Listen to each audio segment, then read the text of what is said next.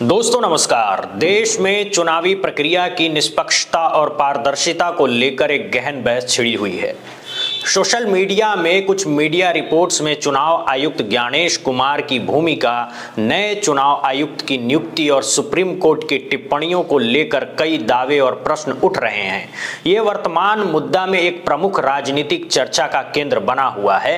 कई रिपोर्ट्स और social media चर्चाओं में ये दावा किया जा रहा है कि चुनाव आयुक्त ज्ञानेश कुमार को उनके पद से हटा दिया गया है या उनकी कुर्सी छीन ली गई है। ये दावा इस संदर्भ में किया जा रहा है कि उनकी भूमिका हाल के राज्य चुनावों में विशेष रूप से बिहार में महत्वपूर्ण रही है। यह चर्चा भी जोरों पर है कि मुख्य चुनाव आयुक्त राजीव कुमार का कार्यकाल मई 2025 में समाप्त हो रहा है और जल्द ही नए मुख्य चुनाव आयुक्त की नियुक्ति की घोषणा की जा सकती है। इस प्रक्रिया की समयबद्धता और पारदर्शिता पर नजर रखी जा रही है। सर्वोच्च न्यायालय ने हाल ही में चुनाव आयोग द्वारा मतदान प्रतिशत डेटा जारी करने में अत्यधिक देरी पर चिंता जताई थी। कोर्ट ने कहा था कि यह देरी अनुमान और फर्जी खबरों के लिए जगह छोड़ देती है। कुछ हलकों में इस चुनाव आयोग की चतुराई या प्रक्रिया में अड़चन के रूप में व्याख्यायित किया जा रहा है। हालांकि चुनाव आयोग ने इसे तकनीकी प्रक्रिया और डेटा सत्यापन के लिए आवश्यक बताया है। सबसे गंभीर चिंताओं में से एक SIR सिस्टम से जुड़ी हुई है। ये वो सॉफ्टवेयर है जो मतदाता सूची और मतदाता डेटा के प्रबंधन में महत्वपूर्ण भूमिका निभाता है। आलोचकों और कुछ रिपोर्ट्स में ये आशंका जताई जा रही है कि इस सिस्टम के जरिए मतदाता डेटा पर अनुचित प्रभाव पड़ सकता है या इसकी कार्यप्रणाली पारदर्शी नहीं है। यह दावा किया जाता है कि ज्ञानेश कुमार का इस सिस्टम की देख रेख से गहरा संबंध रहा है। आधिकारिक तौर पर चुनाव आयुक्त ज्ञानेश कुमार अभी भी अपने पद पर बने हुए हैं। उनका कार्यकाल सितंबर 2027 तक निर्धारित है। उनके पद से हटाए जाने संबंधी कोई आधिकारिक घोषणा या सरकारी आदेश सामने नहीं आया है। ऐसे दावे अभी अफवाहों या अनुमानों की श्रेणी में है। नए मुख्य चुनाव आयुक्त की नियुक्ति एक स्थापित संवैधानिक प्रक्रिया के तहत होती है, जिसमें प्रधानमंत्री, मुख्य न्यायाधीश और विपक्ष के नेता की समिति की सिफारिश शामिल होती है। इस प्रक्रिया में समय लगना सामान्य है। न्यायालय ने अपनी टिप्पणी में चुनाव आयोग से मतदान डेटा समय पर जारी करने का अनुरोध किया था ताकि जनता का भरोसा बना रहे। यह चुनाव आयोग की कार्यप्रणाली पर एक निगरानी संस्था के रूप में उसकी सामान्य भूमिका का हिस्सा है।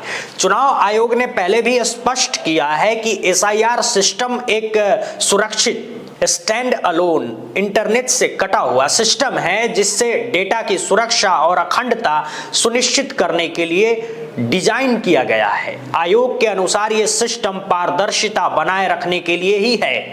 वर्तमान में चुनाव आयोग की नियुक्तियों और कार्यप्रणाली को लेकर जो बहस चल रही है वो कई स्तरों पर है। एक ओर सोशल मीडिया और कुछ मीडिया रिपोर्ट्स में गंभीर आरोप और आशंकाएं व्यक्त की जा रही है। दूसरी ओर आधिकारिक स्तर पर अभी तक ऐसे कोई बदलाव या घोषणा नहीं हुई है जो इन दावों की पुष्टि करे। यह स्थिति देश में चुनावी संस्थानों पर बढ़ते सार्वजनिक और न्यायिक पर्यवेक्षण को दर्शाती है। आने वाले दिनों में नए मुख्य चुनाव आयुक्त की नियुक्ति की औपचारिक प्रक्रिया और चुनाव आयोग द्वारा सुप्रीम कोर्ट के निर्देशों का पालन इन सभी चर्चाओं और आशंकाओं के लिए एक स्पष्ट दिशा तय करेंगे। जनता और विशेषज्ञ इस पूरी प्रक्रिया पर गहरी नजर बनाए हुए हैं। पिछले विश्लेषण के आगे चुनाव आयोग की कार्यप्रणाली पर चल रही बहस में एक नया और महत्वपूर्ण मोड़ आया है। ये मोड़ सीधे तौर पर stand alone information retrieve SIR system के तहत चल रही विशेष सारांश पूर्ण निरीक्षण SIR अभियान से जुड़ा है और इनसे सत्ताधारी दल समेत सभी राजनीतिक शक्तियों के लिए एक व्यवहारिक चुनौती खड़ी कर दी है। 9 दिसंबर से लगातार आ रही खबरों के अनुसार उत्तर प्रदेश और पश्चिम बंगाल जैसे प्रमुख राज्यों में SIR प्रक्रिया की समय सीमा बढ़ाने पर विचार किया जा रहा है। इसकी प्रमुख वजह यह बताई जा रही है कि इन राज्यों में लगभग 2 करोड़ 47 लाख SIR फॉर्म अभी तक चुनाव आयोग को वापस नहीं लौटे हैं। ये बहुत बड़ी संख्या है जो मतदाता सूची के अंतिम स्वरूप को प्रभावित कर सकती है। यहीं पर यह प्रशासनिक प्रक्रिया गहरी राजनीतिक चिंताओं से जुड़ जाती है। रिपोर्ट्स और विश्लेषणों में यह दावा किया जा रहा है कि ये लंबित फॉर्म मुख्यतः शहरी क्षेत्रों के मतदाताओं के हैं। राजनीतिक समझ के अनुसार शहरी मतदाता विशेषकर मध्य वर्ग और उच्च मध्य वर्ग को पारंपरिक रूप से भारतीय जनता पार्टी यानी भाजपा का एक मजबूत समर्थन आधार माना जाता है। इस पृष्ठभूमि में अगर ये लाखों फॉर्म समय सीमा में जमा नहीं होते हैं तो इन मतदाताओं के नाम मतदाता सूची से अस्थायी रूप से हटाए जा सकते हैं या उन्हें ड्राफ्ट सूची में रखा जा सकता है। ऐसी स्थिति में इनमें से कोई मतदाता चुनाव के दिन मतदान नहीं कर पाएंगे क्योंकि उनका नाम अंतिम सूची में नहीं होगा। इससे शहरी विधानसभा क्षेत्रों में मतदाता प्रतिशत और मतों के संतुलन पर सीधा असर पड़ सकता है। इस संभावित प्रभाव के कारण इन राज्यों के सत्ताधारी दल और उनके सहयोगी दलों के नेताओं द्वारा चुनाव आयोग पर दबाव बनाया जा रहा है। उनकी मांग है कि SIR की समय सीमा बढ़ाई जाए और अधिक सक्रियता से घर घर जाकर फॉर्म भरवाने का काम किया जाए ताकि इन संभावित समर्थक मतदाताओं का नाम सूची में बरकरार रखा जा सके। स्वाभाविक रूप से विपक्षी दल इस पूरी स्थिति पर तीखी प्रतिक्रिया दे रहे हैं। उनका आरोप है कि ये सत्ताधारी दल द्वारा चुनावी प्रक्रिया को अपने पक्ष में मोड़ने का एक प्रयास है। उनका तर्क है कि नियम सभी के लिए समान है और समय सीमा बढ़ाना अनुचित होगा। इस स्थिति ने चुनाव आयोग को एक जटिल दुविधा में डाल दिया है। चुनाव आयोग की प्रतिष्ठा नियमों के पालन और एक समयबद्ध अटल प्रक्रिया पर टिकी है। बार बार समय सीमा बढ़ाने से प्रक्रिया की विश्वसनीयता पर सवाल उठ सकते हैं और ये एक खतरनाक बन सकता है। आयोग का मूल उद्देश्य ये भी है कि कोई भी पात्र मतदाता सूची से बाहर न रह जाए। अगर वास्तव में इतनी बड़ी संख्या में लोग प्रक्रिया से छूट रहे हैं तो उन्हें मौका देना भी आयोग का कर्तव्य है। अगर समय सीमा बढ़ाई जाती है तो विपक्ष इसे सत्ताधारी दल के दबाव में कदम बताकर आलोचना करेगा। अगर नहीं बढ़ाई जाती है तो सत्ताधारी दल ये आरोप लगा सकता है कि आयोग ने उसे लाखों समर्थकों को मतदान के अधिकारों से वंचित कर दिया है। इस पूरे प्रकरण ने SIR जैसी तकनीकी प्रक्रिया के गहरे राजनीतिक परिणामों को उजागर कर दिया है। यह दर्शाता है कि मतदाता सूची का हर संशोधन हर अद्यतन सीधे तौर पर चुनावी समीकरणों को छूता है। अंततः चुनाव आयोग का निर्णय न केवल प्रशासनिक होगा बल्कि उसे राजनीतिक दबावों के बीच संतुलन बनाते हुए संवैधानिक कर्तव्य का पालन करना होगा। देश की नजरें अब इस बात पर टिकी है कि आयोग इस चुनौती से कैसे निपटता है और क्या वो एक ऐसा रास्ता खोज पाता है जो मतदाताओं के हित में भी हो और प्रक्रिया की अखंडता भी बनाए रखे। ये केस भविष्य के लिए एक महत्वपूर्ण उदाहरण बनने जा रहा है। पिछले विश्लेषणों में चर्चित SIR प्रक्रिया की चुनौतियों के समानांतर एक और मोर्चा पूरी तरह से खुल चुका है। चुनाव आयुक्त की नियुक्ति की प्रक्रिया। ये मुद्दा अब केवल विश्लेषकों की चर्चा न रहकर संसद के सेंट्रल हॉल से लेकर सोशल मीडिया की गलियों तक एक तीखी और गर्मागर्म बहस का केंद्र बन गया है। विपक्षी दलों ने एक साथ मिलकर एक स्पष्ट और गंभीर आरोप लगाया है।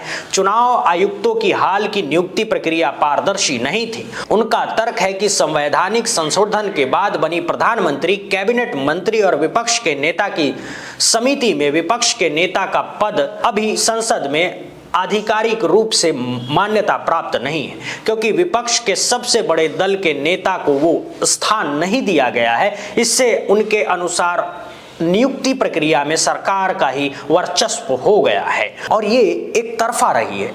इस आरोप से उपजी एक मूलभूत मांग अब जोर पकड़ रही है। चुनाव आयुक्तों की नियुक्ति की शक्ति सीधे भारत की नियंत्रक और महालेखा परीक्षा CAG जैसी एक स्वतंत्र संवैधानिक संस्था को सौंपी जाए। इस प्रस्ताव का समर्थकों का तर्क है इससे कार्यपालिका के सीधे राजनीतिक दबाव समाप्त होंगे और नियुक्तियां पूरी तरह से योग्यता और निष्पक्षता के आधार पर होंगी। इस बड़े संस्थागत बहस के बीच चुनाव आयुक्त ज्ञानेश कुमार अचानक इसका प्रतीक और केंद्र निशाना बन गए हैं। उनकी नियुक्ति पर पहले से मौजूद सवाल अब एक पूर्ण राजनीतिक तूफान में तब्दील होते दिख रहा है। विपक्ष का आरोप है कि उनकी नियुक्ति प्रक्रिया में ही दोष था और उनके कार्यकाल के दौरान लिए गए फैसले जैसे कुछ चुनावों में मतदान प्रतिशत जारी करने में देरी, ईवीएम वीवीपीएटी मामलों की समीक्षा और अब एसआईआर प्रक्रिया में उलझन पारदर्शिता और निष्पक्षता के प्रश्न चिन्ह के घेरे में है। चर्चा का स्वर इतना तीखा हो गया है कि अब ये अनुमान भी लगाए जा रहे हैं कि अगर इन सभी मुद्दों पर जवाबदेही स्पष्ट नहीं हुई और दबाव नहीं बना रहा तो उनकी कुर्सी भी खतरे में पड़ सकती है। हालांकि एक चुनाव आयुक्त को उनके कार्यालय के दौरान हटाना एक अत्यंत जटिल और दुर्लभ संवैधानिक प्रक्रिया है, फिर भी राजनीतिक दबाव और सार्वजनिक विश्वास का संकट एक गंभीर चुनौती बन सकता है। इस तूफान ने संसद के अंदर भी जो पकड़ा है, सदन में श्री राहुल गांधी के चुनाव आयोग और विशेष रूप से ज्ञानेश कुमार पर सीधा निशाना साधा है। उन्होंने आरोप लगाया है कि चुनाव आयोग की विश्वसनीयता कमजोर हुई है और इसे सत्ता के एजेंट के रूप में देखा जा रहा है। ज्ञानेश कुमार उन्होंने व्यक्तिगत रूप से सवाल उठाए जिसमें ये विवाद और अधिक व्यक्तिगत और तीखा हो गया।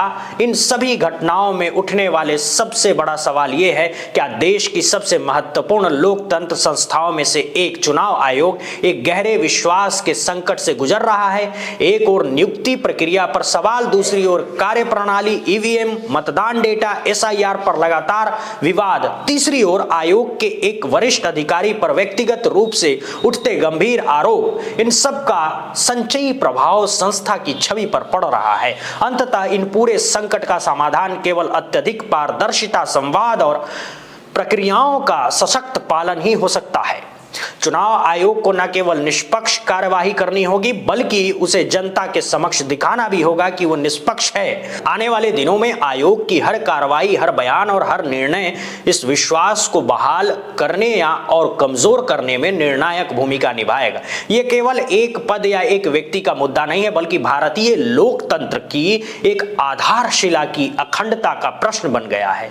तो दूसरी ओर संसद से लेकर सोशल मीडिया तक चुनाव आयुक्त की नियुक्ति प्रक्रिया पर भी तीखी बहस छिड़ी हुई है। विपक्ष का यह साफ आरोप है कि नियुक्ति प्रक्रिया पारदर्शी नहीं थी, इसीलिए अब ये मांग उठाई जा रही है कि चुनाव आयुक्त की नियुक्ति सीधे सीजीआई करे ताकि राजनीतिक दबाव खत्म हो सके। इसी बहस के बीच अब ज्ञानेश कुमार की नियुक्ति पर उठे सवाल अब एक राजनीतिक तूफान में बदलते हुए दिख रहे हैं। चर्चाएं इस बात तक पहुंच गई है कि अगर जवाबदेही स्पष्ट नहीं हुई तो उनकी कुर्सी भी खतरे में पड़ सकती है। संसद में राहुल गांधी ने चुनाव आयोग और ज्ञानेश कुमार पर सीधा निशाना साध दिया है और 3 बड़े सवाल उठाए कि सीजीआई को चयन पैनल से क्यों हटाया गया।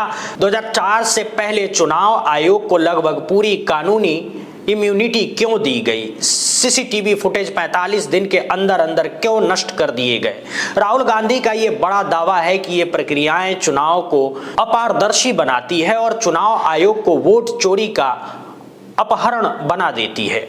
वहीं अखिलेश यादव ने भी संसद में स्पष्ट कर दिया कि अगर चुनाव पारदर्शी होने हैं तो ईवीएम छोड़कर बैलेट पेपर पर लौटना होगा, जैसे कि कई विकसित देश अब कर रहे हैं ऐसा। इन सभी के बीच सवाल ये भी उठ रहे हैं कि एसआईआर प्रक्रिया इतनी तेजी से क्यों कराई जा रही है जिससे जमीन पर काम कर रहे बीएलओज पर भारी दबाव पड़ रहा है। विपक्ष का ये कहना है कि जल्दबाजी में किए गए बदलाव मतदाता सूची को प्रभावित कर सकते हैं, इसीलिए आज चर्चा संसद में आर्थिक मुद्दे, सुरक्षा और प्रदूषण की बजाय ईवीएम, एसआईआर, चुनाव आयुक्त और नियुक्ति प्रक्रिया पर अटकी हुई है। इसीलिए जनता के बीच भी ये सवाल गूंज उठा है कि क्या ज्ञानेश कुमार की कुर्सी वाकई खतरे में पड़ सकती है। आप सभी को क्या लगता है, कमेंट में अपनी राय जरूर दीजिएगा। फिलहाल आज के लिए इतना ही।